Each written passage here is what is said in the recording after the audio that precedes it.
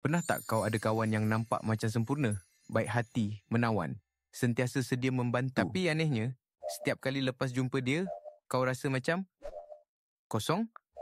Macam semua tenaga kau disedut habis dan kau sendiri tak faham macam mana ia boleh berlaku. Kau mula ragu-ragu dengan diri sendiri.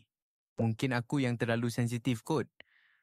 Mungkin aku salah faham maksud dia. Kau ulang tayang perbualan korang dalam kepala.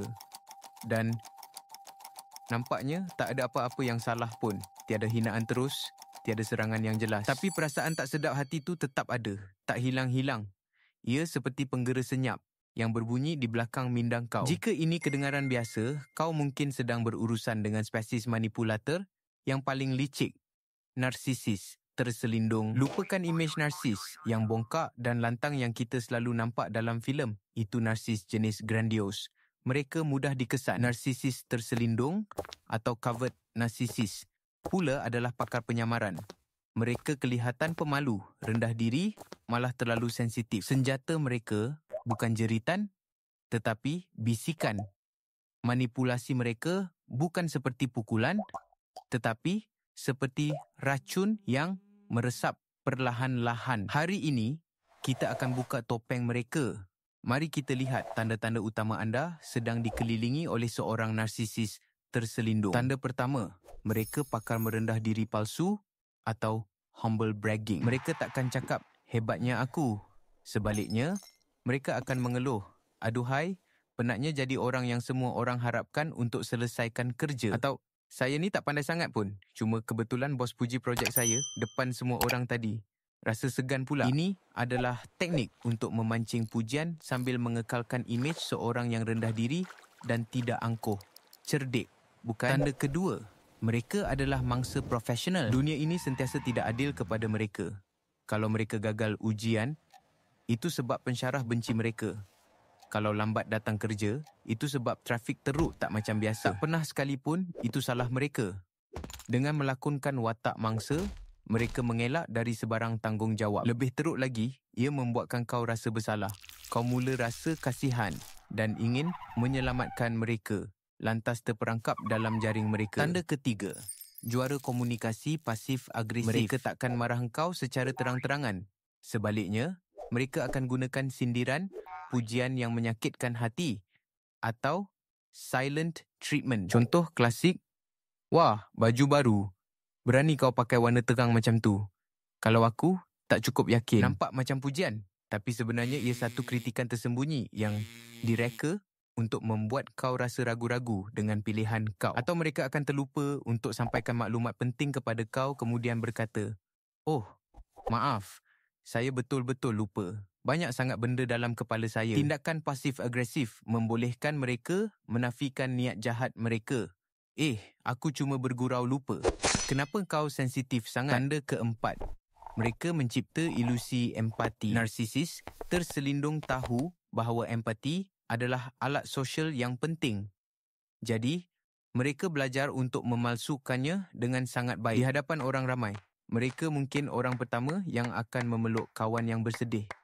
Mereka akan dengar masalah kau dengan tekun. Tapi perhatikan betul-betul, empati mereka selalunya cetek. Mereka mungkin akan cepat-cepat menukar topik kembali kepada diri mereka sendiri. Oh, sedihnya dengar cerita kau putus cinta. Ia mengingatkan aku pada masa aku. Dan perbualan itu kini tentang mereka. Maklumat yang kau kongsi semasa kau lemah akan disimpan dan mungkin akan digunakan untuk melawan kau pada masa akan datang. Tanda kelima, mereka adalah pakar gaslighting. Gaslighting adalah satu bentuk manipulasi psikologi di mana penipu membuat mangsa mempersoalkan kewarasan, persepsi dan ingatan mereka sendiri. Apabila kau cuba bersemuka dengan narsisis terselindung tentang kelakuan mereka yang menyakitkan, mereka akan memutarkan belitkan keadaan. Aku tak pernah cakap macam tu. Kau ni suka buat cerita. Atau kau terlalu sensitif. Aku cuma bergurau je. Lama-kelamaan, kau akan mula percaya. Kau akan mula fikir kaulah yang gila, kaulah yang bermasalah, bukan mereka. Tanda keenam, mereka iri hati dan suka sabotaj secara halus. Narsisis terselindung tidak tahan melihat orang lain berjaya, terutamanya jika orang itu adalah kau. Kejayaan kau menonjolkan kekurangan mereka, tetapi mereka takkan tunjukkan rasa cemburu itu.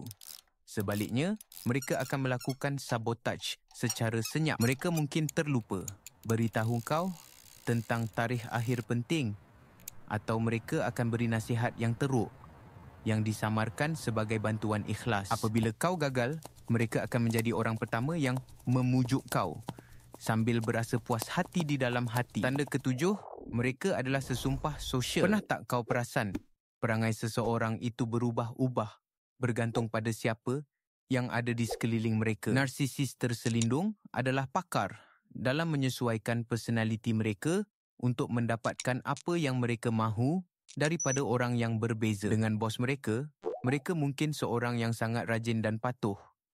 Dengan rakan-rakan, mereka mungkin kelakar dan santai. Dengan kau, mereka mungkin seorang mangsa yang perlukan simpati. Ini bukan sekadar penyesuaian sosial yang normal.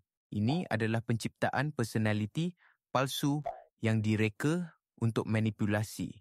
Ia membuatkan kau tertanya-tanya, siapakah diri dia yang sebenar? Jadi, sekarang kau dah nampak tanda-tandanya. Otak kau sedang menghubungkan titik-titik. Persoalannya, apa nak buat? Peringatan penting. Kau tak boleh betulkan mereka. Kau tak boleh buat mereka sedar dengan logik atau emosi. Itu hanya akan membuang tenaga kau. Misi kau bukan untuk mengubah mereka.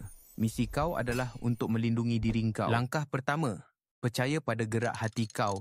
Perasaan tak sedap hati yang kau rasa selama ini, itu adalah sistem amaran kau.